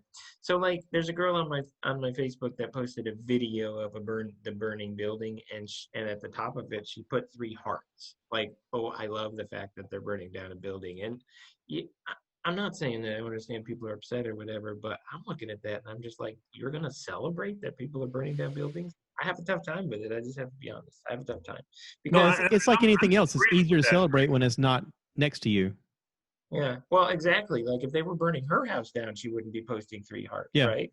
If it was personal to you, there's no way they would do that stuff. Well, you also got to understand. I mean, it is kind of personal to them, and they didn't think about it. But like I said again, I don't think they incited the riots, but they just kept it going. But you lost people who lost jobs. You know, I mean, there's people in your community now that don't have a way to get to work. The roads are closed; they can't get to work. I mean, there's lots of different things that are community a lot of frustration. Right. So, but at the same time, I agree with you, Greg. I'm not saying that I agree that the writing was a good thing. I completely agree that the writing was counterproductive to what they were trying to do. But the thing is what I made my point was they were trying to have a peaceful protest, and the cops. I didn't see not one of them wearing a Hawaiian shirt. Yeah, and I don't know about, like, I understand what you're saying about who incited the riots and stuff or whatever, but I don't know. I mean, it's kind of like that anyone could do anything that they want to around me, and it doesn't mean that I'm going to jump in and join it. Like, if I saw some cop like busting out windows, that doesn't mean I'd be like, oh, okay, good, I'll just start burning down buildings, right? I mean, I don't know. And I'm not, I don't know. It's just me. There's a saying. I agree with you. Josh was just saying about the whole Marine thing. I mean, they did studies. I guarantee you, he can tell you, they knew that when they bust those windows or they did certain things that other people were going to react the other way that they wanted them to. So it was basically kind of creating the mass hysteria by starting it. Yeah. Well, and that's possible. And there's always a saying of never underestimate stupid people in large groups. Yeah, I'll give you that. I think that, one thing that I think is pretty bad is just, again, I come back to the fact that there's nobody that can argue that any of this is good or any of it is right, or, that's just, that's a dumb thing to say. If you do that, you're stupid. But I do think that just the way that something like this divides us, when everyone agrees that that's bad, it still ends up dividing us in some way, which and that's why they needed to incite it. They needed to divide us because everybody was standing firm against them, against the whole idea of what he did, and they needed some way to divide it to make it more about the riots. Because once the riots were done, we didn't hear anything about any more peaceful protest. Well, and it's all about expedience too. You got to do it right away because you can't let anything else get in the news feed. So that's not that that's what they trained for, but that's what they trained for. Yeah. Well, I do agree whether they incited it or not, and whatever reasons they have or not. I mean, I think the really bad thing is you take the majority of people, and it's like if your message was to try to speak out against it, it does diminish that message, right? I mean, it has to.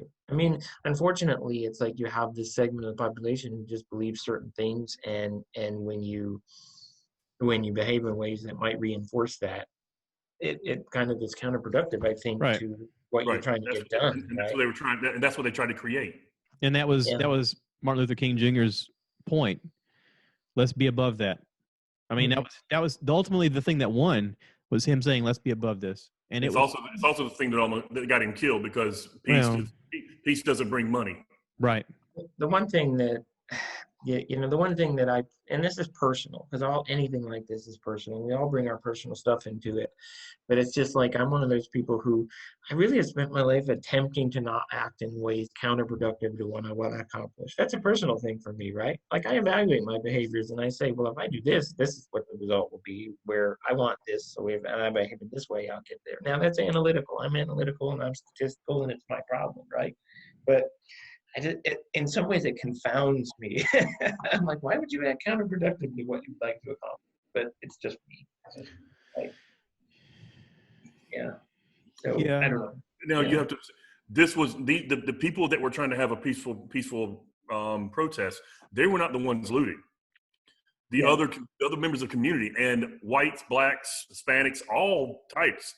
They were just there for themselves. They didn't care. Listen, Sublime sang about it. April 26, 1992, there was a riot on the streets. Where were you? It had nothing to do with Rodney King.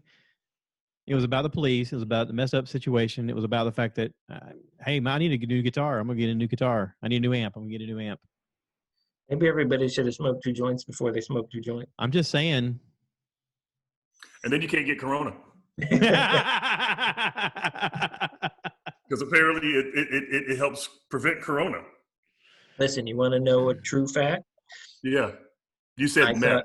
0 drug users, 0 every drug. That's amazing. So meth must have protective qualities. Yeah, that's right. I don't know. Well, then we shouldn't have any cases in Myrtle Beach. The whole state of South Carolina is immune. We talked about Josh. We talked to Josh Wood on the other day on the podcast. Have you seen the meme about they're talking about the murder hornets? Yes. They come to South Carolina and the murder hornets are dead because they mess with our bees that have meth and Red Bull. I did see what the video that Peak was talking about with the praying mantis eating the murder hornet. Yeah, he like collapsed in his whole entire skull. Like was just he ate it like an ice cream cone. He was just like, I was like, oh my goodness. So yeah, if they invade, I'm just gonna go buy some praying mantises. I guess I'm telling you, man. Well, and nobody even talks about the fact that birds eat those like crazy. They're like, hey, look, something meaty.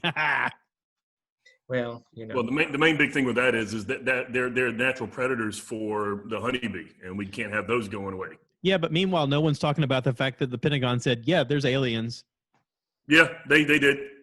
Well, that's just like did you hear the podcast you did, Greg, when I told Josh about the thing about the scientists have proved basically that there is an alternative universe where time is going backwards? Yes, yeah. But nobody's talking about that. That's a huge thing for me. Oh, I know.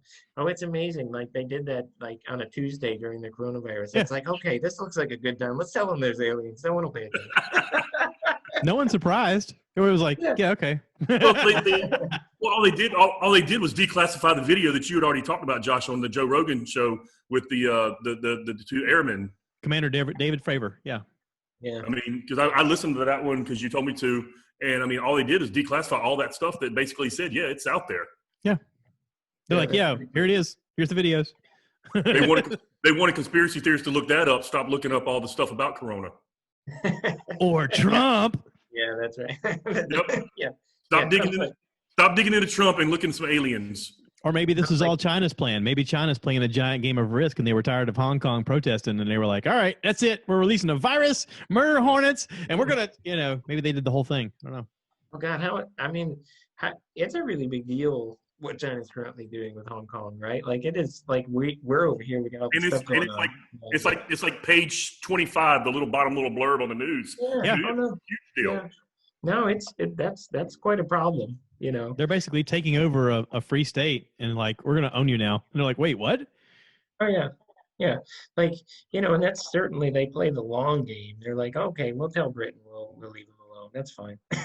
Let's get Britain out and then we'll take it over. But this is a great time to do something like that. It's not like we're going to send an army over there, right? No. For sure. Yeah. Are you doing the Brady Bunch look? Are you doing the Brady Bunch lookalike, Josh? Yeah. What are you doing there? I don't know what you're talking about. What military service is right off the? Oh.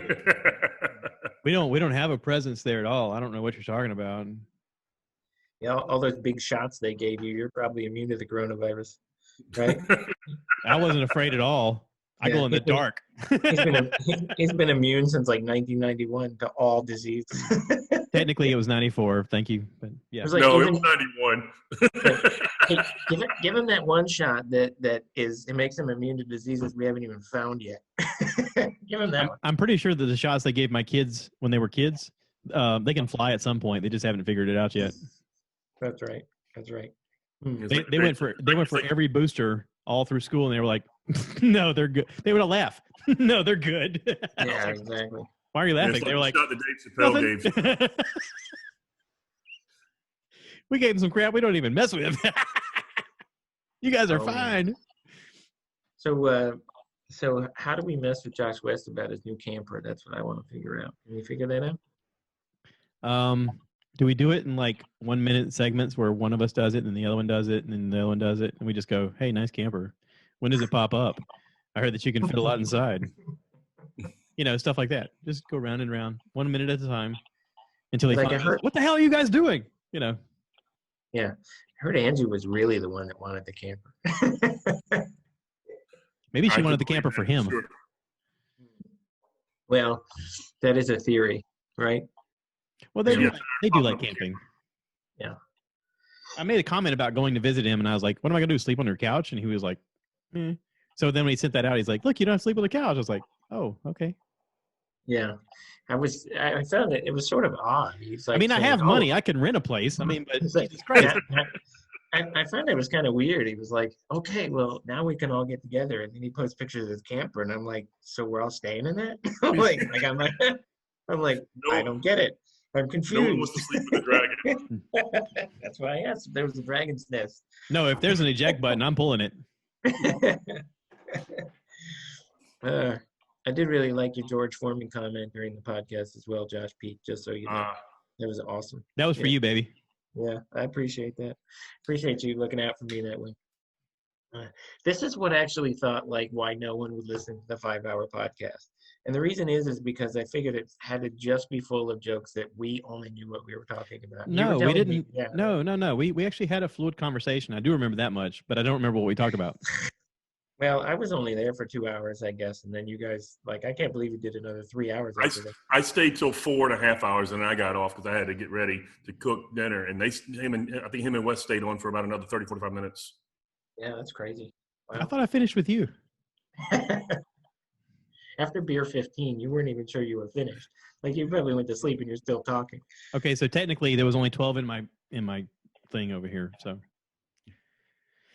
Underachiever, right? the other 6 were in the other fridge that got later. So and I cooked wings. Apparently I had people over. I don't know. No.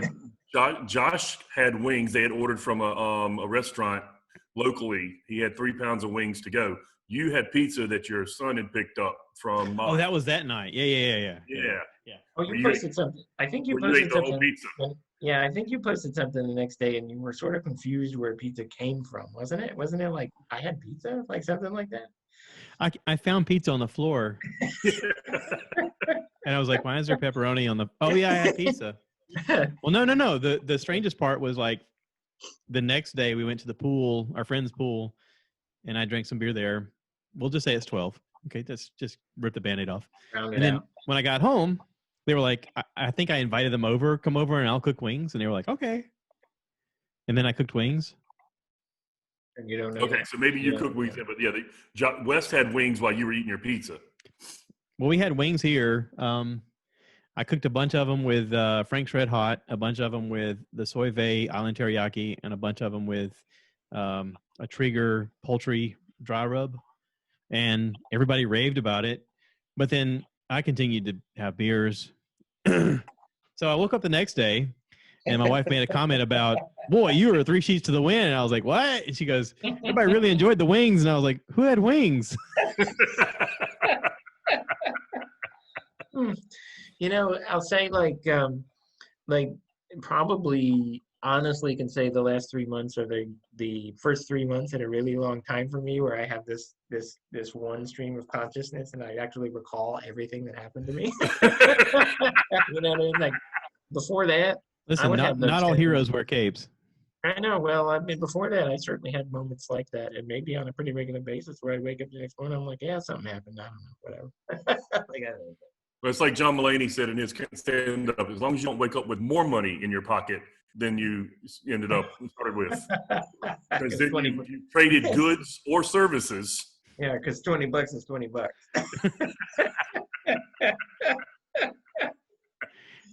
Oh, my God. Yeah. Well, you know, apparently it was a fun time. Everybody had a good time. Sunday, we went back to the pool, and everybody's like, the wings were great. I was like, yeah, that's what I hear.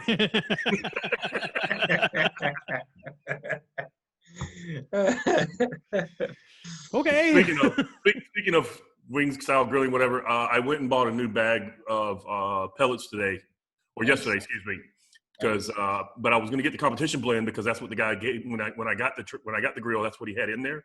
Yeah, they didn't have that at Home Depot, so I ended up having to go with the Mesquite, Traeger Mesquite, just for now. Oh, but man, it's all good, man. You both said that Traeger was a pretty good brand, so I planned on going with that. Yeah. For now. Yeah. I actually had a grill problem recently. I bought some. I'll talk to you about it. I bought some really cheap pellets from Walmart, and they were garbage. They swelled. They clogged up the auger. I had to clean it like 3 or 4 times. And I sent a message. I'll be right back. I'm sorry. Okay. I gotta answer the phone. I sent a message to the people at Gorilla Grills, and I was like, "Listen, this is what's happening. I'm having this trouble. I vacuumed it out several times, but it just keeps coming back. I don't know where it's coming from." And the lady that I talked to, she says, "Well, we make our own pellets that don't include Adler wood. Apparently, Traeger pellets have something called Adler wood in it that burns faster, a little bit hotter." And she says, "We don't use that wood because it burns faster, hotter, and the way our system is set up, it regulates at a lower temperature for a longer burn." And she's like, I don't think it could be that problem because usually those are good pellets and they're perfectly fine with our device, but it might be a good idea to try these. And I wrote her back and I was like, "Thank you for replying. I would order pellets from Gorilla Grills more if you guys were available on Amazon, but because you're not, like I enjoy the Amazon Prime that I can just order 1 or 2 bags and it comes for free shipping. But from you guys, I have to order at least $50 worth to get anything, which means 3 bags. That's 60 pounds worth of pellets. And that's ridiculous for the mailman to have to carry or for my wife to have to drug in the door if I'm at work." And she was like, "We're working on putting it on Amazon. I'm sorry for that, blah, blah, blah." So I mentioned it to Dolores and she goes, "Just order 100 pounds. And I was like, "What?" like nonchalantly, she's like, just order 100 pounds. It's just 5 bags. I was like, "How's that going to come in the door?" She goes, "Who cares?" I was like, "Okay." So I went online. You got 100 pounds coming? I have 100 pounds on the way. So I'm wondering if it's actually going to come. It's not going to come through the Postal Service. It's probably going to be dropped off by like a third-party logistics company. No, I'm saying like somebody with like a lift gate. They're going to bring it on a pallet and drop it off outside. I mean, 100 pounds is heavy. Yeah. Well, I intend actually to do the same thing. The grill that I bought used was a Pit Boss. Yeah. And my intentions, because I looked on their website, they have 40-pound bags for like $25 on sale right now. And so I plan on buying their pellets because I figured they're probably going to be the best pellets for that auger, for that machine, based on the fact. Maybe.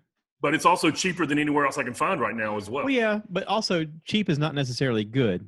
Well, I didn't mean cheap. I mean, it's normally $40. It was $38.99, but they have a sale going on right now. And it was $24.99 for a 40-pound bag. But you're right. If it's a Pit Boss machine and you're buying Pit Boss pellets, that seems like it would coincide with each other. I mean, and maybe there's some truth to that. Maybe they design them specifically to run on the pellets that they make. I don't know. And that's what I'm wondering about. Like, you said you got Gorilla Grills, and the lady said, because you had Traeger ones. I heard Traeger was good, so I bought Traeger, and I'm hoping that they're not do the same thing that yours did. Well, I mean, for 2 solid years, that's all I've used is the Traeger Signature brand or the Competition blend or the Mesquite. I mean, and that's been all I've used, and I haven't had that problem since but I did use those Walmart pellets because I was like, "Oh, look, they're cheaper," and they are garbage. They're absolute garbage. So I've gotten bags of pellets from Sam's that they have 40-pound bags and they're usually like $14.99. They didn't do that. They've been perfectly good. And I've used a ton of different brands, and I've never had that water problem. I've read about it. But you're supposed to keep the pellets dry anyway, right? Like I keep mine in a sealed container. Yeah, because they should stay dry. Well, I wish our Sam's would sell them, but they don't. But like I was telling him, when I consulted Gorilla Grills about my problem, they were like, our grill is not meant for Adler wood, which is what Traeger pellets are made of, or part of their ingredients is Adler wood because it burns hotter faster. She mentioned, she goes, it'll work fine with it, but it's maybe that's part of the problem. And I was like, no, that can't be because it's worked for 2 years with it. I really think it was introducing that cheap pellet to it that really screwed it up. And it's just right now finding all of the dust that's everywhere. I literally last week took it completely apart. I mean, every bolt and everything out and put it all back together. And I was like, that'll do it. And then I found more dust. I was like, where are you coming from? I was like, Jesus, this stuff is this like herpes. It never goes away. Yeah, I'll tell you. Well, I've used a bunch of different brands, and I've never really had a trouble. I do believe that I've used some brands that don't burn as well as Traeger pellets do. Yeah. I think Traeger pellets burn exceptionally well, and they burn pretty evenly, and they, but I'm also like I've had pellets that I think do more temperature fluctuation, but at the same time, I'm not someone who cares about temperature fluctuation. It doesn't. I still make good food. It doesn't matter. Yeah. So I was telling Treadaway, and you walked away for a second, but I ordered some pellets from Gorilla Grills, and yeah. I'm just going to give them a shot. I bought 100 pounds worth because they have a thing where if you have to spend more than $49 to get free shipping. And I was telling Dolores about it, and the weight is obviously an issue of bringing it inside. But when I mentioned to her that we could get it for, free shipping if we ordered more than $49, where she goes, just order 100 pounds. And I was like, really? She's like, just order 100 pounds. What do you care? I was like, okay. So yeah, Okay. so that's on the way. Yeah. So I get to see her coming home and going, really? On my front porch? Yeah. Well, Treadaway, I'm excited for you, man. I'm excited for you to start playing with it. You'll enjoy it. I played with it. I played with it one time just for a few minutes when I first cleaned it up, and I found out, and I talked to Josh about it a little bit on the other day on the podcast. Apparently, you are not supposed to unplug them after you cut them off for a little while. Right. Because the next time I turned it on, for the first 30 minutes, my temperature would just keep fluctuating. I mean, I would set it at 200. It went up to 350. I had to open up the door just to let it cool back down. And then, but after about 30 minutes, I guess it got back to the regular auger, and it maintained. When I turn mine off, it runs about another 10 minutes, but it doesn't feed any more pellets in, but the fire continues. And basically, it's just burning up any remaining pellets that are in there, because I think the problem you had is probably the next time you started it, it was burning up all those pellets that were left from last time, and that's why you got the big temperature spike, right? That's exactly what you turn it to off and you let it do its little cycle before it do that. Right, and that's exactly what I figured out. Yeah. So, but no, I did a couple burgers and some grilled pineapple on it the other day just to test it out. Chrissy had a couple friends over, and they turned out fantastic. Yeah, it's fun. You'll have a good time playing with it and kind of learning how to do the good stuff. But you'll enjoy it too from the standpoint of being able to cook your whole meals on it. So you can do your main dish, but then you can throw cast iron on there and cook all your vegetables in it, and do anything you want to in it. So I cook whole meals on it. Well, that's basically what when you said that the other day when I talked to you about it when I first got it, you were like, basically it's like a giant oven, basically the way it's set up. So you can pretty much cook anything in it you want. Sure. You can bake in it. You can bake in it. You can grill vegetables. I mean, Frank makes cornbread. He makes cornbread in it. And you can do desserts and anything you want. It's nice. Well, the guy that I bought it from said one of his favorite things was pizza. He said, you buy a little pizza pan, the little metal pizza pan. He said pizzas turn out phenomenal on it. Sure. Oh yeah. I mean, it's got the same principles as a brick fired oven. Yep. Well, guys, I'm probably gonna have to wrap it up pretty soon. Unfortunately, I can't do a 5-hour podcast today. I'd like to. Well, I probably need to clean up a little bit before Chrissy gets off work. I think we're going out to dinner tonight and, try to support local business.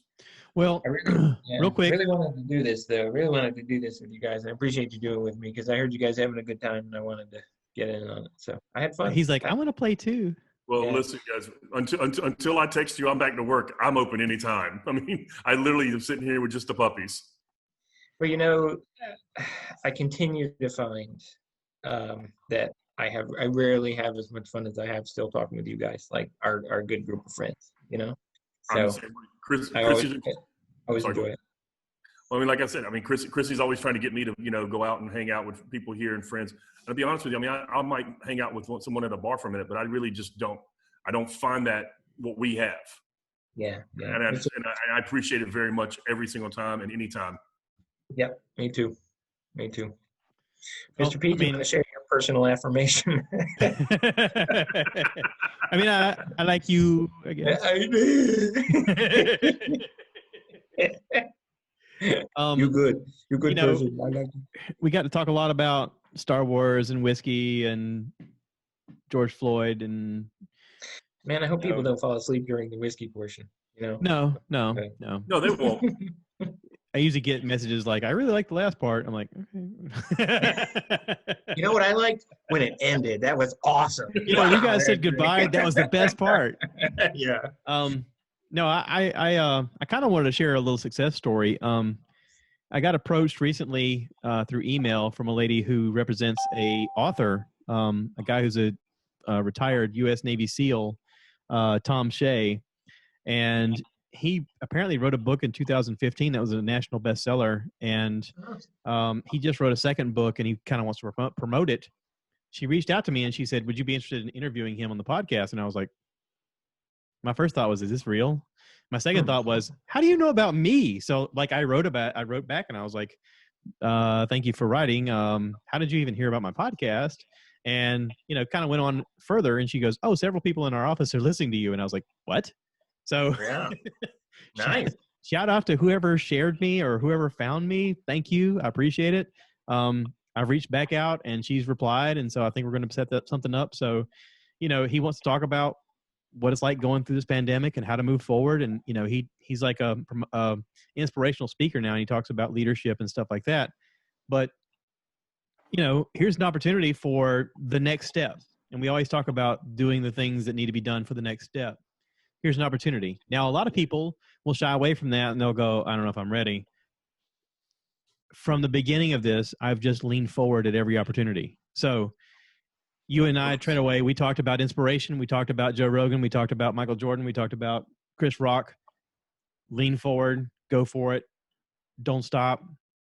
This is another opportunity. So, you know, I'm thankful. Thank you to everybody who's listening. Thank you to everybody who's subscribed. Thank you to everybody who's been a part of this. Doing the 5-hour podcast. I mean, that was so much fun to just celebrate, but also I've got a lot of feedback from people saying, hey, that was a lot of fun to listen to. Cause I felt like I was hanging out with my buddies, and I was like, really cool. You know, cause it was just us hanging out as friends. And pretty so, much. I mean, we weren't in the same rooms, but it's like, you know, it's like we were together. Yeah, absolutely. So, I mean, you know, listen, I like to encourage, I like to talk to people about, you know, if you have a dream that you want to follow, go after it. Don't stop. If you need encouragement, always find the people that encourage you and listen to them. I listened to that podcast with Joe Rogan and Kevin Hart, and it got me fired up. And I was like, yeah, I mean, if you're on the verge of wanting to do something, you watch that, you go, absolutely. Why would I sit on the sidelines and just go, I don't know. I mean, go after it. Go after it. Yeah. Yeah. I'm still working on getting Bette Midler to do your theme song, but I'm working on it. I'm getting closer all the time. Don't ever do that. All I know, guys, this podcast coming up with this ex-military gentleman, it's going to be the first step into you getting to your ultimate goal, which is having Bird on your show. That's right. Yeah. Or well, Leanne. I would be happy if Leanne showed up. I know Leanne would be actually your first choice because you want to thank her for. I want to personally thank her. Yes. Yeah. Yeah. And you would look. But I guarantee you, maybe you'll get a podcast with both of them. Well, listen, I got to personally thank Bert in person for his podcast, for keeping me awake and keeping me alive and keeping me entertained all those years while I was behind the wheel of the semi truck. I mean, I got to thank him in person. So I feel like that's something I got to check off my list. Now I want to thank Leanne in person and say thank you. I mean, I got to do it on email, and she does reply to email. I mean, which is awesome. She was like, "Thank you so much," and I was like, "She replied to me." But maybe she'll be on the Stuff She Heard podcast. Maybe. Yeah. There may be merch for that. Who knows? We'll see. The girls have another podcast coming up, so you don't know. I mean, whatever. I know they got their own merch already. No, they're going to. They don't yet, but they're going to. I thought I saw it already with the bow on it. I made the logo. I haven't made the merch yet. Okay, the logo, because it's on the merch page, I believe. Oh, I did make the shirt. You're right. I did make merch. Look at me. Yeah. You did. I thought I saw it. It was you grilled wings too. Allegedly. Well, guys, hey, it's always fun to hang out with you guys. And anytime, you know, like I said, at least until I go back to work, anytime you guys want to do this, you just holler at me and let me know. Thank you for being a part of this. I appreciate both of you, and I love you both. And I'm excited to do this every time we do it. So to everybody else that's out there listening, thank you. Please rate, review, subscribe, share with your friends. And I always end this by saying, cue the cow. Do it. So I want you guys to give me more likes. Give me more